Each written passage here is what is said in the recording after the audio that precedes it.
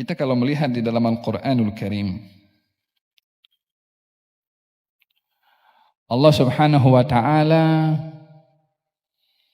menceritakan tentang kekejaman Yahudi pada zaman dahulu. La tufsidunna fil ardi marratain.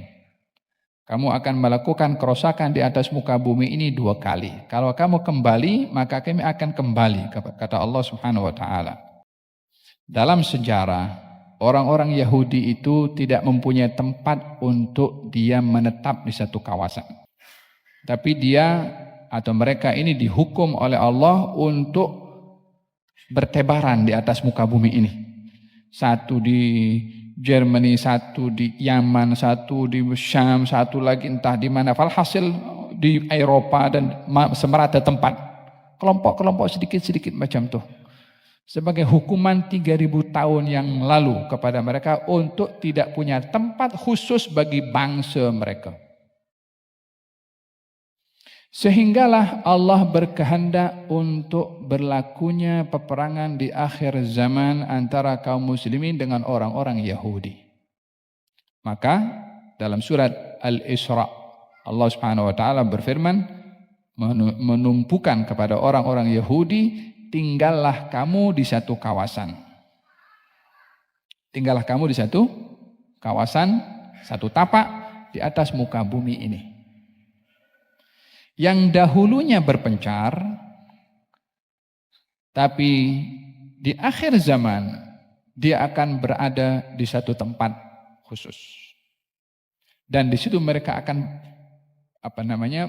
bertempat, akan duduk, akan bermustautin, dan akan banyak jumlahnya, seperti mana berlaku di zaman kita sekarang.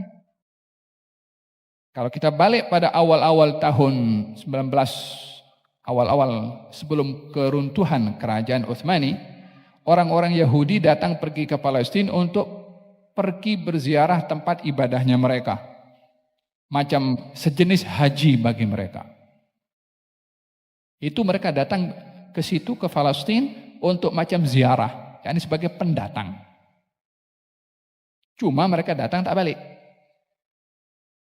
Sampailah tipu muslihat yang dibuat oleh beberapa penjajah, diberikan senjata semuanya, akhirnya berlakulah peperangan kepada orang-orang Palestina yang ketika itu memang tidak memiliki senjata, terbenalah negara yang dikatakan negara Israel. Daripada tanah siapa? Tanah rampasan dari pendatang sampai dia menjadi orang yang merampas, memiliki, mengusir tuan rumah. Mula itu hanya beberapa ratus ribu saja. Tambah, sekarang sudah berjuta. Jangan disangka ini semua hal yang tak ada hikmah yang terjadi. Tapi ada hikmah yang memang hal seperti ini ditentukan untuk terjadi. Dan hikmahnya adalah seperti yang dikatakan, mereka akan berada di satu tempat, akan berkumpul di satu tempat, akan membanyak di satu tempat untuk tiba waktu satu hari untuk berlawan antara umat Islam dengan orang-orang Yahudi, seperti mana disabdakan oleh Nabi SAW, akan berlaku peperangan di akhir zaman antara orang Islam dengan orang-orang Yahudi, sehingga pokok dan batu yang menjadi tempat bersembunyinya orang-orang Yahudi akan mengatakan kepada kaum muslimin, ya muslim, ya Abdullah, wahai orang Islam, wahai hamba Allah, di belakang saya ini ada Yahudi sedang bersembunyi, datang dan bunuhlah dia. Kata pokok dan kata batu berbicara. Bagaimana akan berlaku peperangan kalau tidak ada berhadapan langsung? Kalau mereka berpencar di mana-mana, nak perang dengan siapa? Jadi adanya mereka sekarang di sini ini hikmah yang akan berlaku sebagai satu persiapan yang akan berlaku peperangan di masa akan datang untuk membenarkan apa yang disabdakan oleh Nabi dan apa yang difirmankan oleh Allah di dalam Al-Quranul Karim. Ya, kita tak mau Yahudi ada di situ, tapi ini kehendak yang akan berlaku, hikmah yang akan berlaku di akhir zaman. Nah, buat macam mana? Kita tak suka, tapi Allah letakkan hikmah di situ. Dan pasti yang dijanjikan oleh Allah pasti akan terjadi. Ya, kita sedih dengan apa yang berlaku kepada masyarakat Palestina. Tapi ini adalah permulaan kepada kemenangan yang dijanjikan oleh Allah dan oleh Rasulnya di dalam Al-Quran dan juga dalam hadis Nabi Muhammad SAW. Wallahu la yakhluful mi'ad. Allah tidak akan mengingkari janjinya. Dan itu pasti. Cepat atau lambat. Kita tengok atau kita tak tengok. Itu bukan kita punya beyond kita punya authority untuk kita nak menentukan. Kita nak tengok macam mana ini Yahudi di pantai. La. Serahkan saja kepada yang maha berkuasa bila itu akan terjadi. Hanya kita memainkan peranan pada saat ini. Apa yang kita patut mainkan peranan di dalam menghadapi masalah seperti ini. Jangan sampai terlepas sesaat pun setiap sholat untuk mendoakan kepada mereka. At least paling tidak. Jangan sampai apa yang terjadi ini kita punya perspektif negatif. Jangan sampai kita punya sikap acuh tak acuh. Dah banyak berlaku seperti ini. Macam dah terbiasa dengar, jangan begitu. Kita kena ambil berat dengan mereka, walaupun hanya sekedar dengan doa.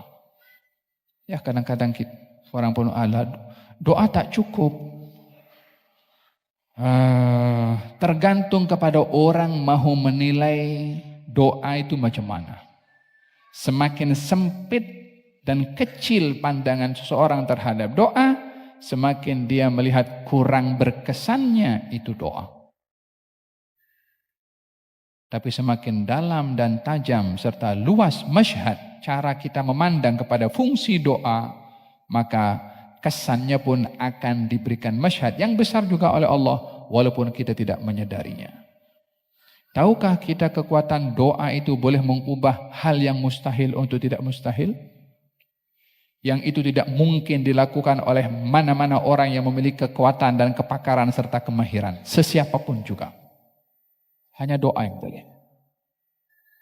Tahukah apa menyebabkan Nabi Zakaria itu boleh istrinya mengandung dan melahirkan? Walaupun istrinya mandul. Dan dia pun Nabi Zakaria usianya sudah tua. Mustahil untuk punya anak. Dia pun ketika diberitahukan istrinya mengandung, dia terkejut. Macam mana boleh? Secara hukum saintis memang tak boleh orang mandul hamil. Tapi istri Nabi Zakaria hamil atau tidak? Hamil. Apa sebabnya? Doa. Dalam perang Badar itu, kaum muslimin berperang dengan senjata, Nabi berperang dengan doa. Jangan remehkan doa. Jangan remehkan doa. Hanya kalau kita doa itu, kalau kita doanya menganggap remeh, ya Anda yang bikin remeh, bukan Tuhan yang bikin remeh. Tapi kalau Anda sungguh-sungguh berdoa, akan nampak kesannya, walaupun Anda tidak melihat.